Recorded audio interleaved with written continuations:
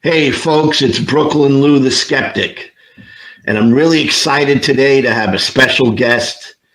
Her name is Becca. She has a terrific channel called Faith Exposed, and I'm going to link it in the description for all of you to check out, and please do go over to her channel. I consider her a thought leader in the atheist skeptic community. I watch her videos myself, and they're very informative, educational, and they go pretty deep. So I'm very excited to have her and talk to her for a little while. So this is Becca from Faith Exposed. How you doing, Becca? I'm great, Luke. Thanks for having me. Oh, my pleasure. So I have been watching your channel. I don't know if I've caught all the videos, but I catch some of them. And I really love them because they're going into a lot of deep subject matter. They're not very surface oriented. They go kind of deep into these various issues. And it's very descriptive of somebody transitioning out of faith and out of the Christian worldview and into a completely different part of the world, the skeptic world, the atheist world. And the transition isn't always easy. I know it wasn't for me, but I wanted to find out, Becca, where did it all start for you? Like, how did you get involved in Christianity from the beginning? And then I want to know after that kind of how you started transitioning out. Oh boy, yeah, I was definitely in it, and it was such a transformation. The process of coming out of it. I started pretty much from birth. My dad, he was raised in a secular home. So my grandpa was decidedly secular, very science-minded, and a mathematician. And then my grandmother was very anti-religion. She was against the Catholic Church. So they raised him secular, but when he went to college, he got swept up in the evangelical movement, and he really put his heart and soul into it. He started to do prison ministry, things like that. And then he ended up meeting my mom at Ohio State University, and they moved to New York for his work. And so he was away from all family and everything. And he kind of really got plugged into the local evangelical church, which was an Assembly of God. So they raised me and my three brothers. I was the only girl, and just really steeped in the Assembly of God church. He wanted to be a deacon. So he so we would go to church maybe 3 times a week for several hours, and it's what we talked about at home. And we watched all of the Rapture movies, and I remember the one time I was allowed to stay up past midnight, we were watching these Rapture movies, scaring the crap out of us. And we were raised that way, and then he ended up, and I got into it when I was when I was about 5 years old. I accepted Jesus in my heart and really believed it and everything. And then my mom started to get ill. Maybe when I was around that age, maybe 6 or 7, and I had 2 younger brothers, so they were even, younger than me, more sensitive going through this time, or vulnerable. And my dad that's right around the time I think my dad decided he needed to go to a more on fire for God type of church. So he moved us to a smaller town with a small Assemblies of God church, which, I think the smaller ones are more harmful because they don't respect, personal boundaries. They kind of get more into your life. So they advised him, as my mom was getting ill, with like a mental illness. It was actually schizoaffective disorder, which is pretty bad for trying to raise kids because it's schizophrenia combined with bipolar disorder, pretty much. So it's like the mood swings plus the hallucinations and the delusions.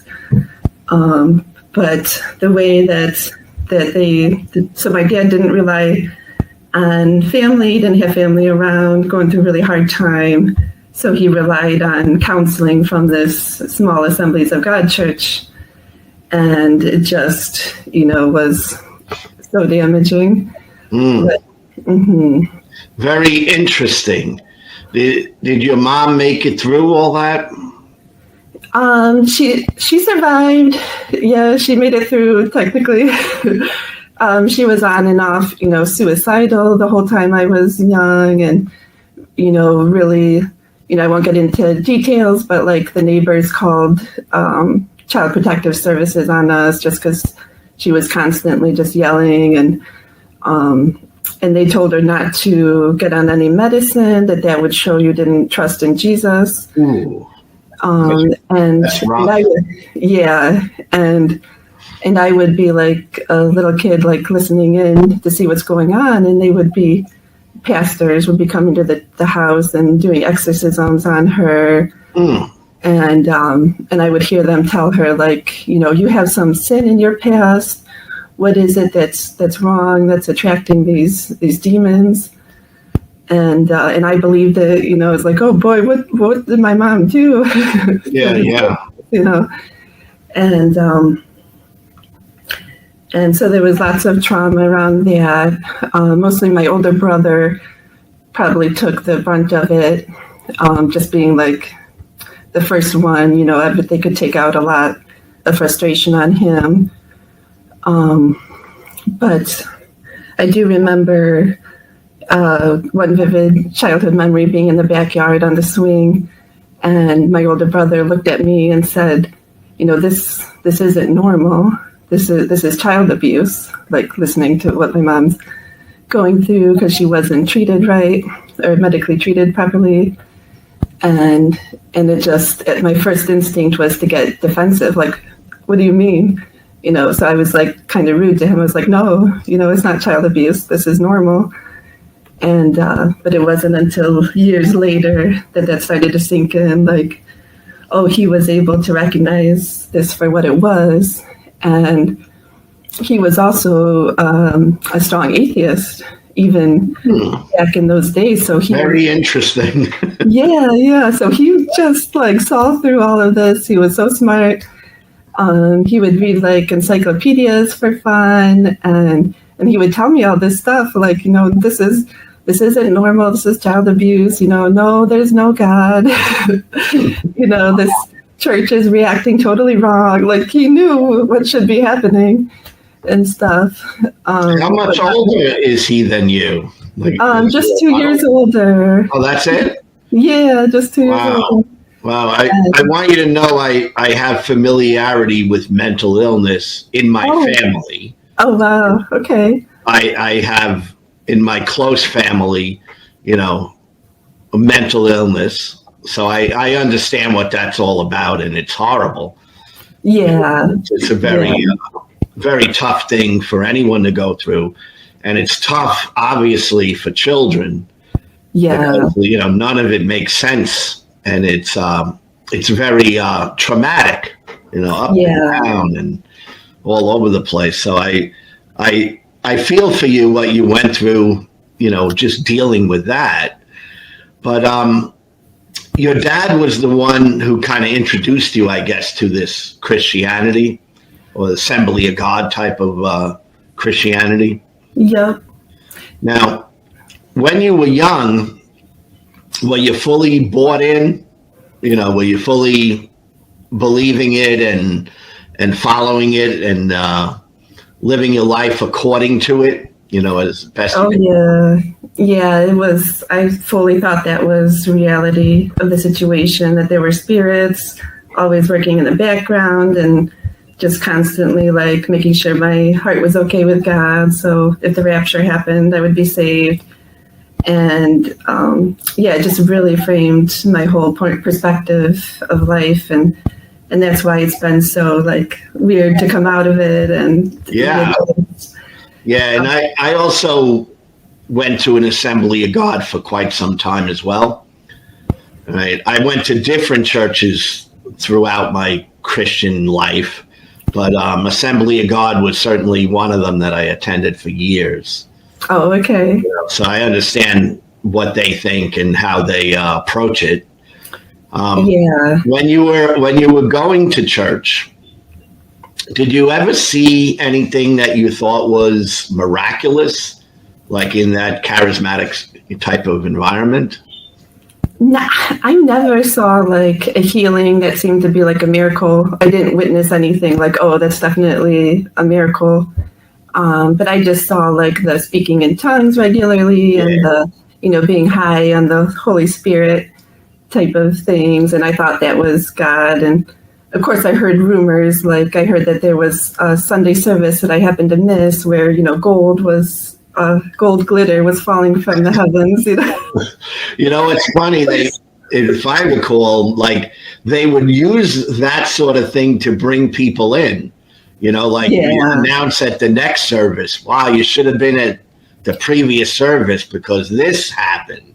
Yeah, we would have all these tent revivals. That was a big thing. We would have tent revivals where for some reason instead of having the service in the sanctuary, they would have it outside under a tent at the church, and they invite like a special person who's supposed to bring the Holy Spirit with him or something. Yeah, carrying the mantle and the anointing and that sort of language.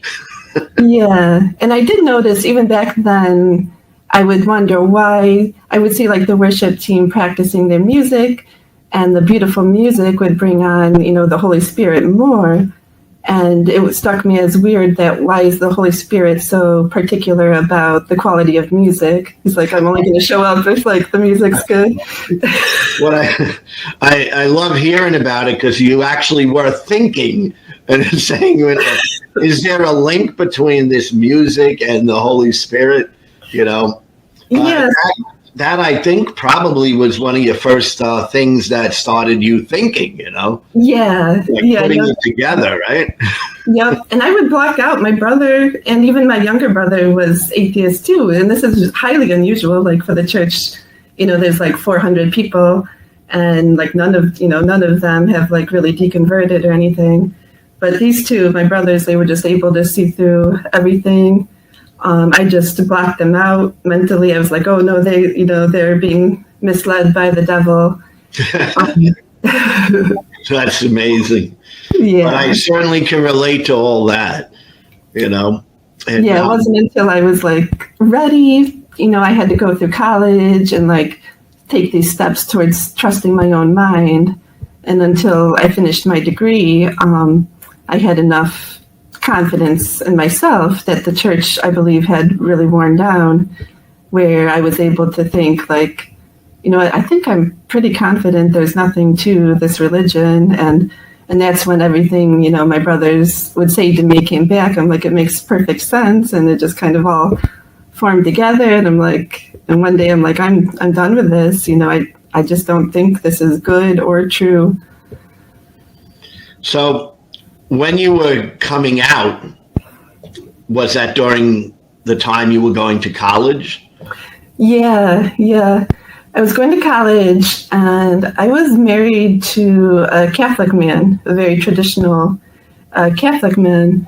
And he said, you have to be working. So I was, as evangelical, I always thought I would be like a stay-at-home mom or whatever.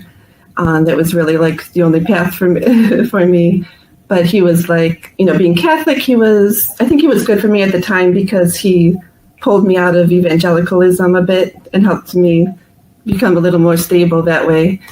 But when I was in college, that's when I started to come out. And I remember there was a very specific time where I started the deconstruction process.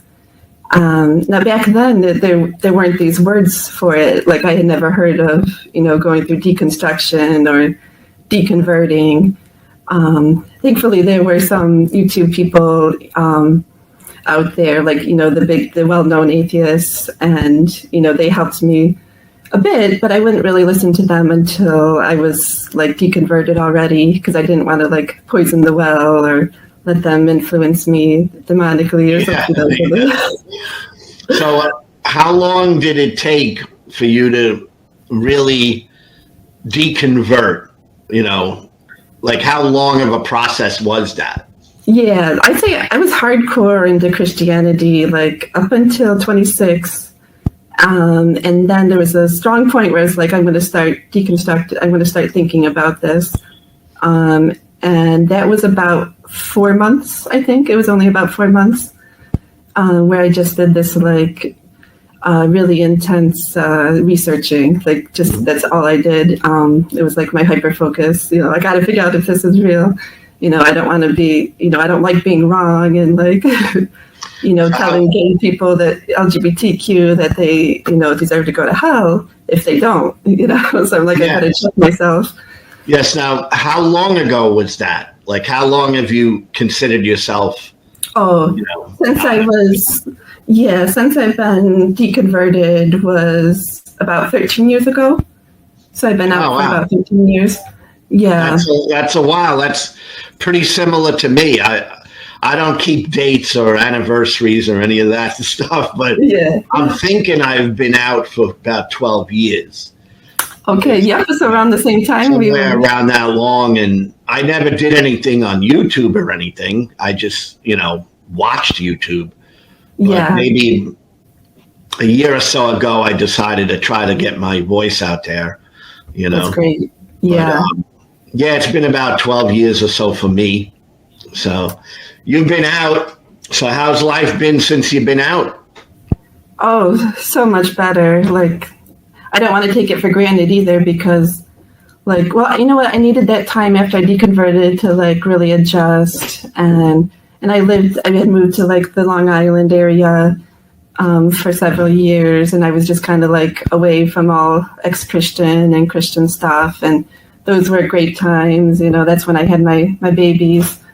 And then when I moved, eventually we got to the point where with my job, I could work remotely. So then I moved back to my hometown. And since I got here, I didn't expect how much it would like impact me. So I'm kind of like back into the ex-Christian stuff. And that's when I wanted to like, I saw all the harm that's coming from it now. And I just thought it would be great to like share my story. All the suffering of my brother who's passed, it's nice to like put it out there as a story so other people can learn from it. The superstition of thinking it was demon possession and blaming my mom. And to this day, I think I'm the only person who really voices to her that like that wasn't your fault. It wasn't because of sin. It's just something that you were born with. And now that when she got like properly medicated, my brother and I convinced my dad, we worked on him a lot to get her like, psychiatric medicine. And since she got on that, just like a big change, like she's just such a kind, loving person now. And it's like, we needed that when us 4 kids were young. And, but yeah, I'm doing way better now because I feel like it's more meaningful, like life is more meaningful without Christianity, because it's like I'm an actually important person, for this short amount of time I'm on earth. It's not God using me as a pawn to where, he's going to make things happen no matter what. It's like actually an unwritten book more. So yeah, and I'm able to, like, back then I thought I had to not to focus on like my own mind and learning. So I just was like spending hours a day reading the Bible and worship music. And I honestly thought that was like the best thing for me to do and to prepare for the rapture. Imagine that. And being a woman, I thought, there was a lot of programming like you're not as smart as men. You're not as capable as men. So my place was to always support other people I didn't really have, my agency wasn't important in and of itself. So like relearning that was just, hugely beneficial for me. So I started to actually get my degree and get my own job, and I make sure I'm providing for myself, for the sake of my kids, so that, I'm never trapped somewhere that I don't want to be. I only want to be with somebody because I want to be with him, not because I depend on him financially or something like that. And that was like totally different way of thinking than what the church had, where, they want you to be dependent. So yeah, I work a fantastic job. I love software developer, which is soon to possibly be taken over by AI. But for now, for now, it's great. Well, I'll tell you, I love hearing this because to me, it's inspirational. And I know someone needs to hear this. And my channel, I hope people can listen carefully, because you have established a much more mentally stable life for yourself. Yeah. Right? And I find that fundamentalist type religion and evangelicalism, when you're caught up into it, it's not really something that helps your mental well-being. Right? It's like living in an alternative universe in some ways, right? You're not really accepting reality. Yeah. And I thought it was so impractical. Yes, and to be actually mentally well, I think it's important to accept reality. It's very vital. And the true growth of a person comes when you accept reality and accept yourself, right? And in Christianity, I always found you were always nothing in the grand scheme of this drama that they're playing out, Yeah. Like, what are you? Well, I'm a wicked sinner. My righteousness is as filthy rags, and what does that tell a person?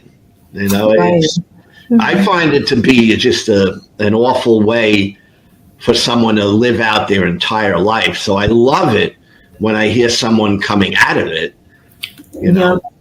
But here's something that I'm curious about, because coming out of it, you have to find something else, because just not believing in God, right?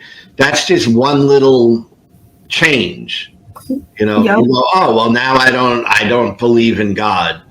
But there's so much more to it, because you're still a person that has to build your life, and you have to build it on some sort of foundation, because atheism is just, in my way of seeing it, is just not believing in God. Right. So that's not going to make your life great, right? It's like, you can not believe in God and still be a terrible person. You could not believe in God and still not be mentally well. All right. So I'm curious, did you replace Christianity with some sort of other philosophies or ways that you started relating to life and yourself and your journey? Did you find something else to build upon?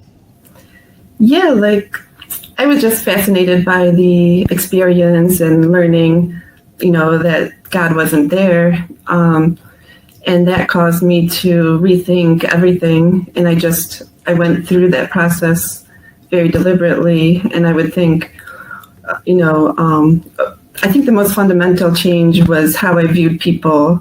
Like you said, they're not, evil or good, where even the majority are so evil that they should just be thrown in the trash at the end, which is like the evangelical idea.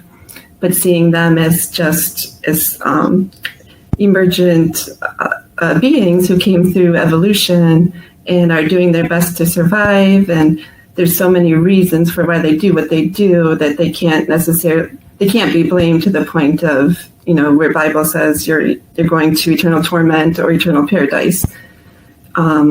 So viewing myself differently was like the biggest thing I had to work through, self-compassion. And it's like, okay, now I understand why I did the things I did. I don't blame myself by having this better understanding. And when people understand themselves and are able to have compassion, that's also how you view other people. Or, it should cause you to look at other people more compassionately as well. So looking at my brothers who are atheists was completely different now. Looking at everybody else, the Indian family who are our neighbors, I saw them like completely differently. And it's just a much more beautiful, healthy perspective. And so I worked through that, and then like, okay, there's no God pulling the strings, so behind the scenes. So it's up to me, it's up to us. My brain is what presents my experience to me. So I have to take good care of it and be careful, so like every moment mattered more. I had to decide how I want to spend this one life. And so it just ended up impacting like my entire life, like pretty much just changing my perspective 180. And I had already started to get out of like, I think when I was a teenager, I was starting to get away from like the Republican side of evangelicalism. So that probably kind of helped me to deconvert. But then once I deconverted fully, I was just like completely like on the other side, I was not supporting Trump and things like that. So it changed my politics, I should say. And it's changed like so much. I gotta ask, when you were a Christian in the Assembly of God circles, was it primarily like a Republican group of people? Yeah, like everybody was Republican. And yeah, like, I actually remember at one point, way back in a certain part of my Christianity, where I was thinking, I wonder if Democrats or more liberal people can even be Christians. Oh, yeah. Like, yeah. I used to actually think, like, how could they possibly be Christian? Yeah, and which is really silly. I mean, it's a very silly way to think. Right? Yeah. But yeah, there's the link between a certain type of Christianity and right-wing politics, and I think that is how where we're at now as a country. We're in a place where right-wing Christianity influenced Trump and politicians, mainly Trump, to the point where they kind of partnered up and have proceeded to kind of take over the government. And that's where like having false beliefs is such a problem. I believe when I was a Christian, I never got to really make like authentic decisions because I was just so under the influence of their doctrine. Who to marry, everything. It was like, well, he's in my life, so it must be a sign from God. And, he proposed, so I should marry him. And, like everything, I should go to this. Like, it just changes your ability to make decisions. So if the whole, if so much of the country is under the influence of something external, they're making choices that aren't what they would choose if they, embraced reality more, if they weren't being so influenced by the 3 services a week at the church, so I doubt that most of them would really be, hardcore MAGA otherwise. So that's part of why I kind of, felt like it was doubly important to start sharing my story and just attacking the roots of these bad ideas. You know what you just said, we have something in common because that's the reason I got active on YouTube. It was that very link between evangelical voting blocks and the election of Trump that I thought I'm not a political person, but I was like, well, maybe if I can at least get my voice out as an atheist and give that view, somewhere, somehow, it might change some people to think that maybe, we can change the country by changing the minds of people. And that's kind of why I started doing YouTube to begin with. So even though I'm not political, I think I'm trying to give a message that will influence an election one day, Yeah, it's giving people their autonomy to make authentic choices about Trump versus Democrat, or, not to say that one side's completely golden, but it just helps you to make a more informed decision. Yeah. And I think like at the societal level and the individual level, it's just so beneficial to understand more what's going on and what is, there's a lot of, I know there's some studies out there showing like there's some benefit to religion in America. And it's just so hard for me to kind of believe that. But I guess it should be framed more like if you live in this culture, that's Christian nationalist pretty much, the people who are giving in to the main narrative, they're slightly happier in some ways than people who are going against the grain. But, I do it, even if it's more difficult for me in some ways now, it's for the future generations, because my kids aren't going to have to suffer through like the deconversion process. They're going to stand on at least the knowledge that I have, and then take with it and do what they want to with it. But I think they're coming from a better starting point. Yeah, it's ultimately, I guess it's about making people think. Yeah. Giving people a different view that maybe they can just think about. And that's kind of, I'm pretty hardcore, I think, but I want people to try to find my channel and maybe just start thinking. And help people even if they think I'm, an angry atheist or something, Yeah. At least they might start thinking a little bit. Right. Make it a little less comfortable, I guess, to just believe the doctrine. I got to ask you something, a funny question, just curious. Did you ever speak in tongues or anything? I did, yeah. You did? Yep, and I can still do it, Yep, I've made my peace with that, I think I was just, it felt like I believed it at the moment, but, I think I was just doing, just do it, just talk, just make sounds. And then, except I believed that it was the Holy Spirit, but it was really just, myself doing it. Yeah. I never was a tongue talker. Oh, okay. That's good. That's my thing, but I seen plenty of it, Okay, yep. Seen plenty of people talking in tongues. The most I ever did in like the charismatic stuff myself was I was slain in the spirit once. One time. Oh, yeah, okay. So you fell down on the floor. Okay. Yeah, I've done that many times. Oh, yeah, you did that yourself. I went on youth retreats where, I was so close to going to, there was a Choir the Fire.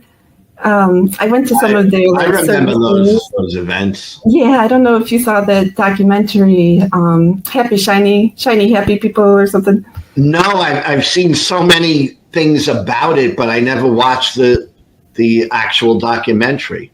Yeah. What is that about? It's about a particular organization or something? Yeah, season 2 is about this guy who started a Choir the Fire. And I guess they had these Jesus camps over the summer where you would go and volunteer at work. Like college students or high school students would save up all this money to go to these summer camps, and they would also do mission trips. And I was so close to going to one of those, but I didn't have the money. And but I was like attending the Choir the Fire services. And I didn't know, but like the documentary shows the things that they were like, it was really just horrible. They would put you through. so much suffering for Jesus, and then it's like that cycle: suffering, and then relieving the suffering, and then yeah. But it was super intense. It was like boot camp. So I'm just so glad that I didn't end up going to one of those. But yeah, that was good. I've recently heard that the ministry Teen Mania That's what I was thinking sort of. of scandal or something. Yeah, I think they were Teen Mania. That might be what the part of a branch of their company. Yeah, there's something out there, and I didn't really pick it up yet, but I've been seeing some reports of problems, at Teen Mania. Yeah. Which wouldn't surprise me because I do follow Christianity. One of my kids has been in ministry for years, and we totally, obviously we totally disagree on whether there even is a God, but I follow Christianity, and Christianity is a mess right now. Yeah. I mean, there's so many scandals and so many, very bad things happening. And the ministries themselves are corrupt. Oh, yeah. They're totally about money nowadays, and power. And that's the most dangerous part of the whole thing to me, Yeah. Like to tell someone they're under the authority of a pastor, Yeah, it's so dangerous. It's so bad. Such a flip of morality, because now it doesn't matter what you do, it matters who you are. And now they're letting everybody covers up for the mistakes of the higher ups. And it's not a good way to run a church, an organization, certainly not a country. Yeah. Yeah. So you spoke in tongue. You were slain in the spirit. That's another one. I got to ask you, with the music, was there any groups that you liked or different artists? Yeah, I really got into all the teen Christian stuff. DC Talk, Newsboys, just love them. I remember like A2J, Addicted to Jesus, was a song I loved. The Hillsong worship, I think it was like Hillsong worship music. I do think that that's like a huge key to their success. The evangelical movement is the music. They have such music, charismatic music that just draws people in. And even some of my friends who might have otherwise been turned off by some of the bad doctrine, they love the worship music, and they love going to the services. And the worship music is good. I still listen to Christian music as well. Okay. But I don't obviously listen to it because I believe any of it. It's just a matter of I've been following this stuff for so long, So I'll check out if there's something new out that I haven't heard. And I'm also just a music fan. I love music. So I'll check out if there's something new out there. And the thing about the Christian music that a lot of Christians just don't understand is that it really has very little to do with Christianity. These are professional musicians.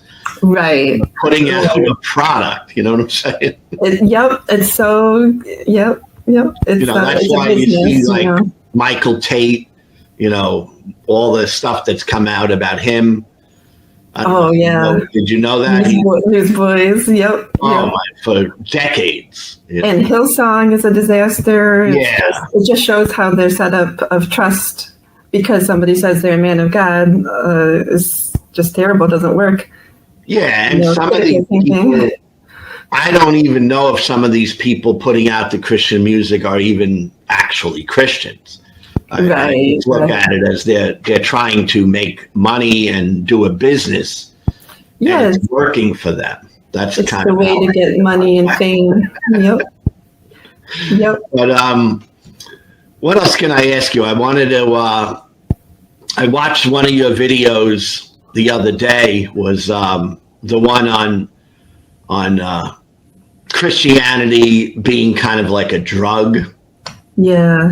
All right, and I think that is very, very interesting and a very insightful thing, because there are so many aspects that are similar to addictions, you know? Yep.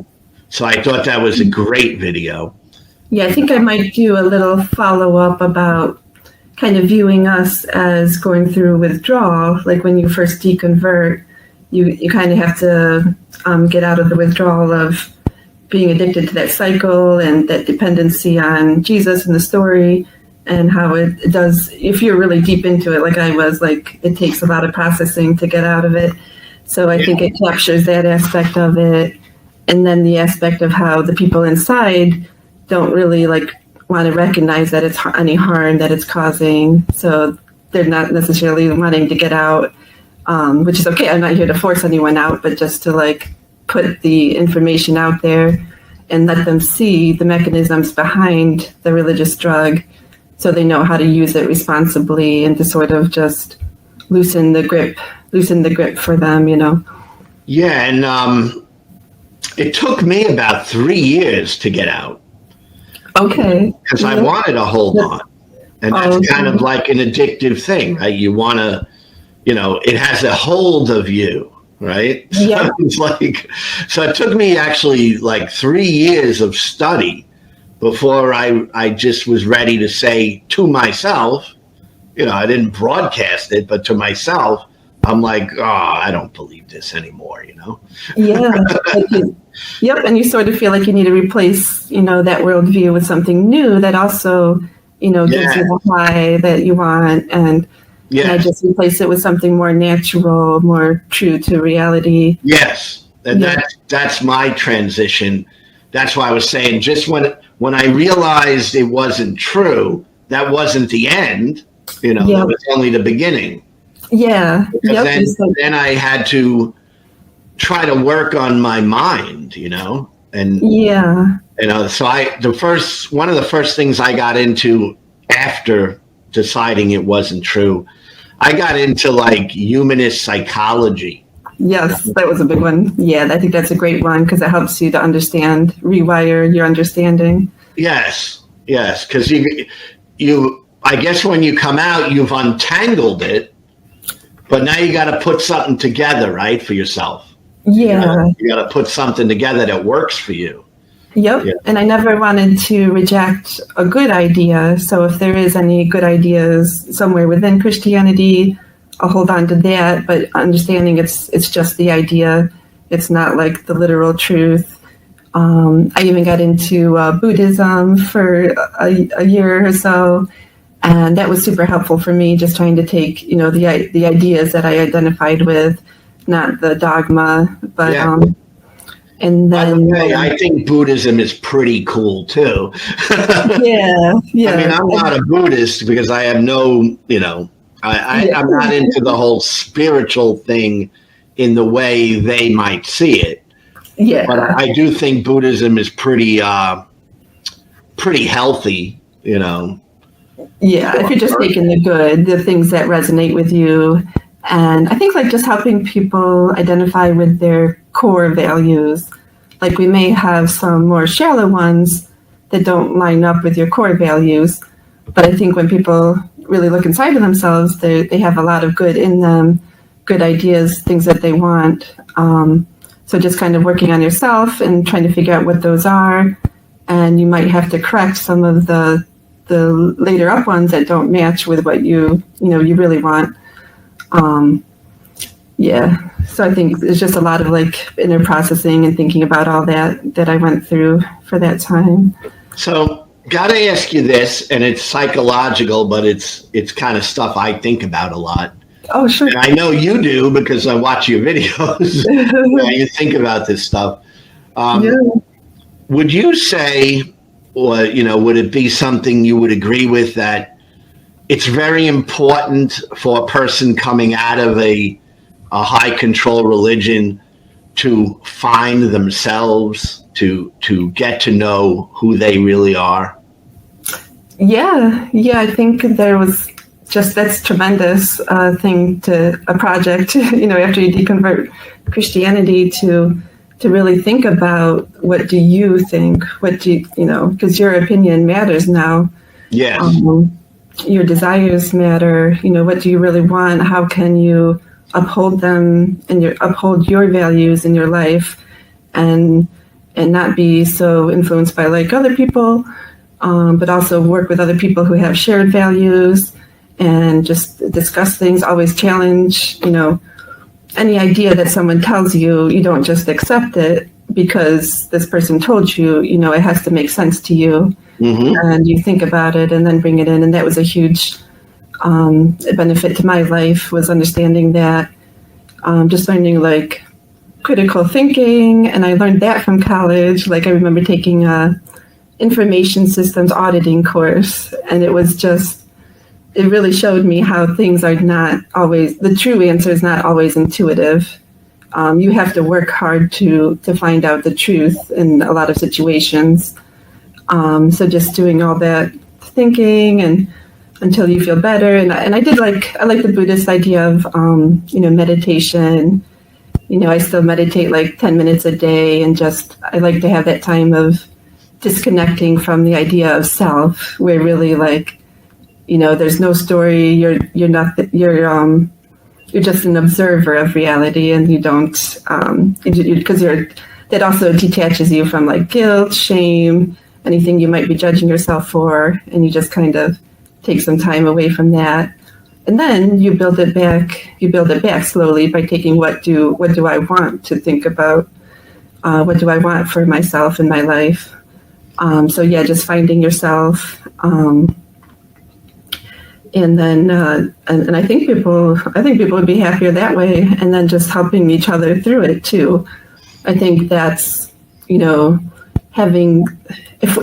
if we really had like a good secular community, like that would replace Christianity pretty well. We don't have like a good community form for people where like all you have to do is go to a building once a week, and then you have a built-in family and support.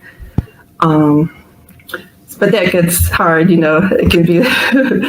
But yeah, I think like if people had all of that, it would be easier because they would have support in deconverting. Yes. It's very difficult right now, like to deconvert. Yes, but I think that's part of the bigger picture of what we're doing. Yeah. Your channel, my channel, all the different secular voices out there now. Yeah. I think that's what we're really, the big picture, right? We're trying to establish a totally different community than the religious ones we've come out of. Yeah, and we don't have those like, big deep pockets that are funding these Christians to like. Well, we also don't like force people or tell people they have to give money, to be blessed. Right. So the Christianity has a built-in money-making system. Yeah. But we just have like these different voices, if there's just many of us, we'll appeal to different people. Different people will benefit from hearing different people. And we just I think we have a great message. Like, I think our message is better than the Christian message, that you are important because there is nobody controlling everything you do. We're the ones creating our reality. Mm-hmm. And our meaning. And our meaning, like, yeah, I don't get it because I just feel like it's way more meaningful for me now than it was before. Yeah. One last thing, Becca. I just wanted to know if you experienced this. I don't know, but did you get impacted by like the whole purity culture thing that was going on in evangelicalism? And I guess it's still going on, but were you like impacted by any of that? Oh yeah, tremendously. I think that's what made me rush into getting married. I got married at 20, and certainly that relationship would have gone a lot differently if I hadn't been so impacted by purity culture. And I had issues with the church. They would constantly complain about like how I looked or whatever. And I just felt like they want you to be, but they also gave the messaging that you have to look nice, like you have to be pretty, but not too pretty. And if you're, I gotta know about that, because I'm curious, like, do they were specific, like, we don't like this or we don't like that? Yeah, they were always nitpicking my clothes. Like I probably, wouldn't be able to, they'd have a problem with me wearing this. No shoulder? Yeah. But then there's also like, you have to look nice to attract a husband. And yeah, like I guess that's that happy, shiny people thing, right? Yeah. You're supposed to be a glowing, But there's just so much like at stake, being like a 15-year-old girl and you're like, you're causing all these men to go to hell. Or it's like, oh God. That's a lot to put on a young girl. Yeah, it's like, and it's just too much control telling me how I should be living my life. And there was just way too much crossing of boundaries and not respecting me as a young woman. You know what interests me, and I see a link, but I don't know if it's all, data proven. But I see a link kind of like with Christian men. All right. I know for sure, because I was involved with Christian men in my past. All right. And I saw a lot of Christian men who were caught up in this pornography thing. Okay. Right? And I think there was a link between that purity culture thing, where they were in a twisted way drawn to pornography, maybe more so than other men. Yeah, I think it impacted both sides, like, men and women, in such a harmful way, like telling them, just like saying you have to reproduce when you have, have sex is just ridiculous. And then they lied to men about who women are. They would tell the men, oh, women are, so different from you. They want to be servants and, they're so submissive. And and then making the men just feel terrible for, their natural feelings and helping them. Instead, they should be helping them to like regulate and not, learn a much healthier way of handling it than just taking advantage of their desire and using to it understand their natural feelings rather than pressing them down and making believe it doesn't exist. Because I think there's a problem I saw it many times with Christian men. Not that, I don't have any problem with pornography in and of itself, but I saw more people negatively impacted in the Christian world than I do like in the secular world. Yeah, it's like a big deal for Christian men. I mean, you would have like a Christian man's group or meeting, and if someone said, "How many of you struggle with pornography?" Little by little, me. Right. But if they didn't make such a big deal of it, and it's a perfectly healthy, natural thing to do, there's healthy ways to process it, but they're not teaching you that. They're making it very negative and attaching shame to it. And the forbiddenness of it, which is, you always think of, tell a child not to do something and they might want to do it, right? Yeah, and I saw that too, like the church. But Becca, I so appreciate you coming on. All right. And I want you to have the last word and tell people where they can find you. I'm going to put it in, the link below this video, and just tell people where they can find you and any vision or reason that you're doing this channel, and let them know all about your channel. Okay, thank you, Lou. Yeah, thank you so much for having me. Definitely, if you made it this far, thank you for watching. Check out my channel. I tried to do like a deep dive into my whole deconstruction, deconversion process, just to kind of see what I went through.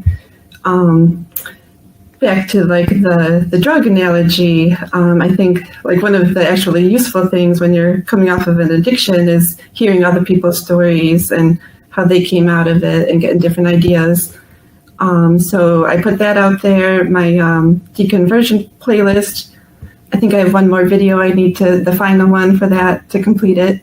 But then I also regularly do like a deep dive into just something I find really important to talk about these days relating to exposing the mechanisms behind faith and religion. So yeah, check it out. And thank you. Thank you, Becca. Thanks so much. Appreciate it. You're welcome. Have a great weekend. Yep.